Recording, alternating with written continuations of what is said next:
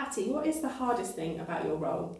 I think one of the hardest things we found is starting a service where a service didn't exist before, understanding the other services that are out there and not duplicating other services. And also, I predominantly come from an NHS background, and we now work within primary care, which are private entities, and also working within care homes, which are also private entities.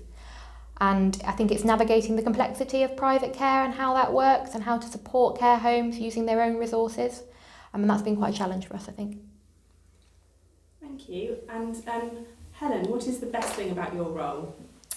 I think Hattie and I have so many good things about this role, but personally for myself is working with the staff at the care homes. So that's our care staff, that's our nursing staff, the managers and also the cooks.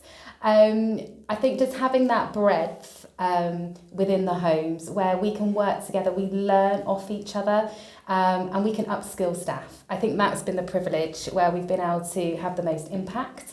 So just a few examples of that is how one of our care staff members didn't know how to measure someone appropriately for a wheelchair, and we walked in and straight away the person was sitting really uncomfortably and they couldn't enjoy the activities that were happening in the care home, and actually we were able to support her to know actually what was a better wheelchair for that person.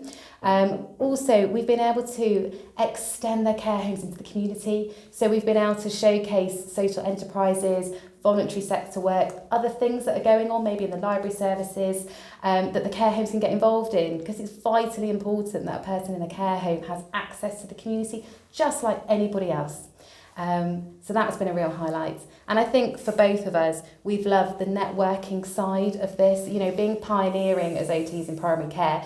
Hattie and I are, you know, we've got really involved in social media, and we've learnt from other services across the nation, and I think that's been exciting that we've been able to support our local practices but as well as our regional work, and we've been able to bring that back to Somerset to make sure that our residents are getting the best care and that we as practitioners are upskilled so that we are supporting as best we can.